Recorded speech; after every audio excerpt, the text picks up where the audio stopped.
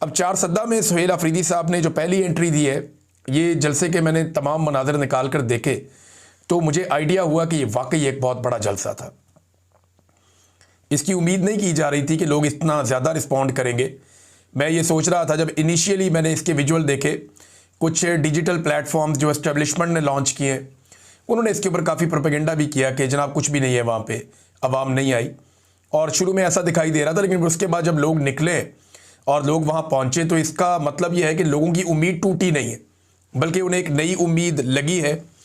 और अब एक नया एहतजाजी रद्द-ए-अमल शुरू होगा, एक नई मनसूबाबंदी शुरू होगी जो एक तहरीक की शक्ल इख्तियार कर सकती है आने वाले दिनों में।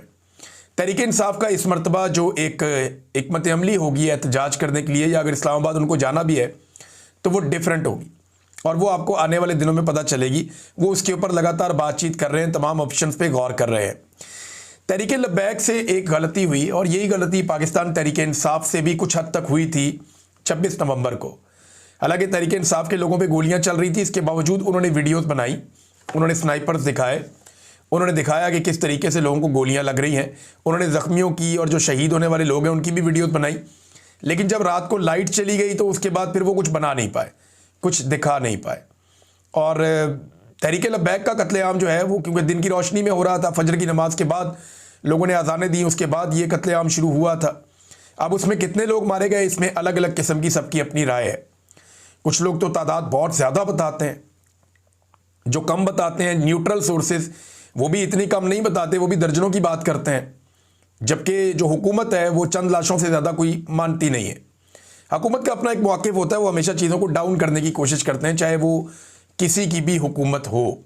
लेकिन एक मुरीदके में कुछ तो ऐसा हुआ जिसको छुपाने की लगातार कई दिनों से कोशिश की जा रही है और उनकी क़यादत भी दिखाई नहीं दे रही।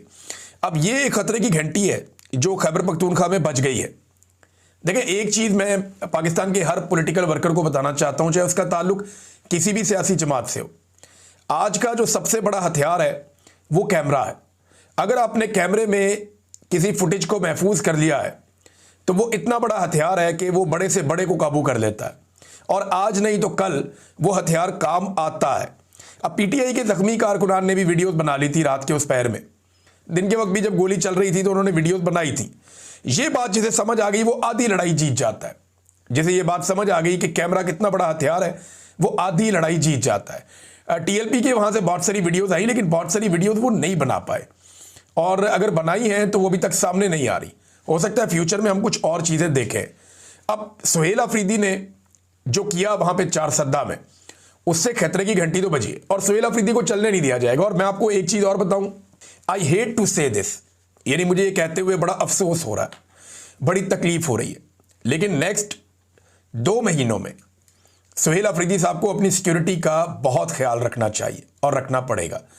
पाकिस्तान में जो टॉप 5 लोग खतरे में हैं, जिनकी जान खतरे में है, उनमें एक सुहेल अफरीदी भी है।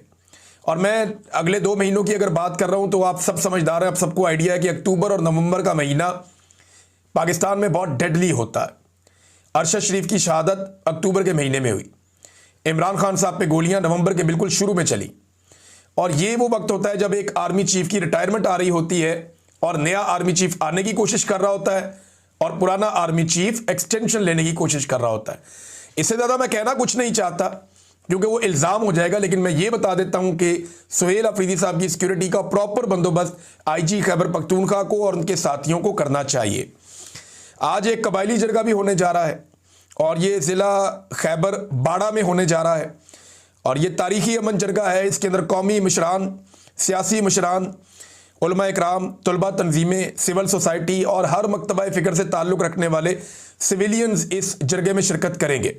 सुहेल अफरीदी साहब आज इस जरगे को लीड कर रहे हैं, वो भी जा रहे हैं इस जरगे के अंदर, और ये जरगे ही अमन के रास्ते को खोलेंगे।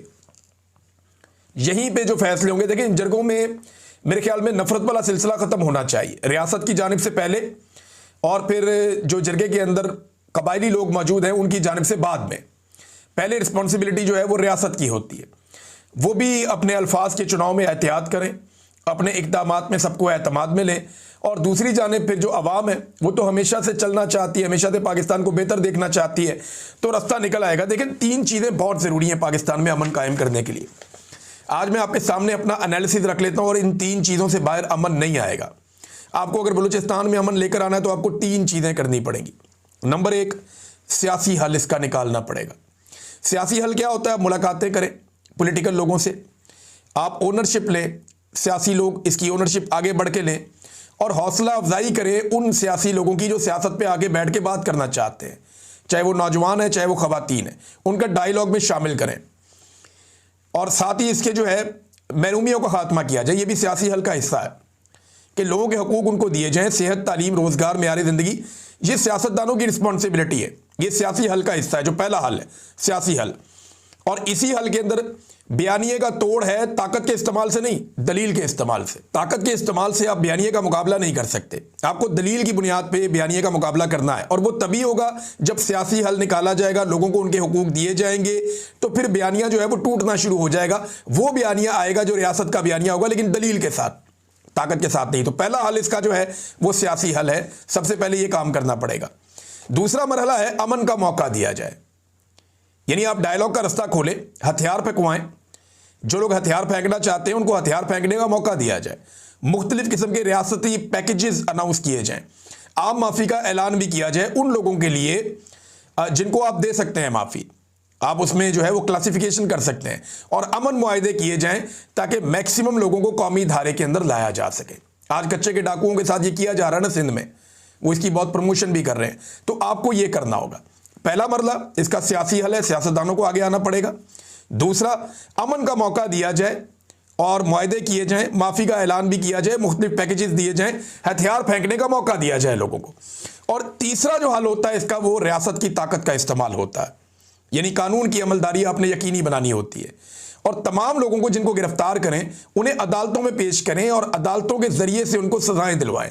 आप यकीन करें बलूचिस्तान में ये फार्मूला आप लेकर चलें, चंद सालों में वहाँ पे अमन आ जाएगा, जो कई दहाइयों में नहीं आ पाया।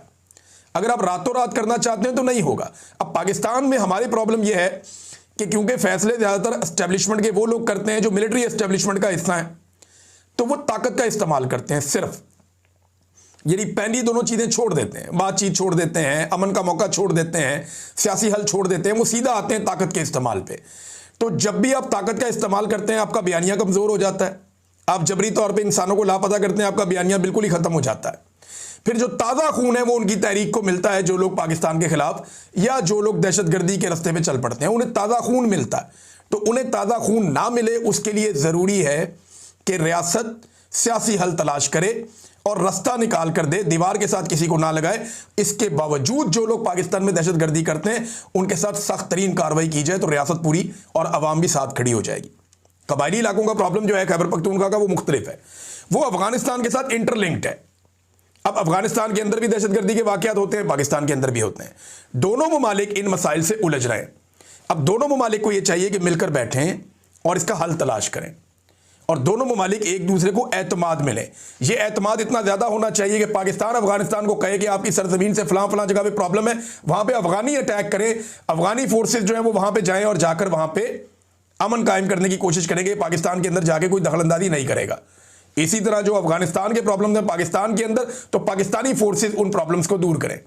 ना तो अफगानिस्तान में कोई अच्छे दहशतगर्द होने चाहिए जो उनको लगे कि ये सिर्फ पाकिस्तान को मारते हैं, ना पाकिस्तान में कोई ऐसे गुट तालिबान होने चाहिए जो उनको लगे कि ये पाकिस्तान को कुछ नहीं कहते लेकिन अफगानिस्तान में हमारे काम आते हैं।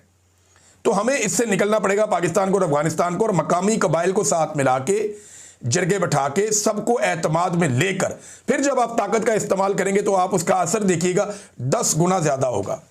अब तक के लिए इतना ही। अपना ख्याल रखिएगा, अपने इस चैनल का भी। अल्लाह हाफ़िज़।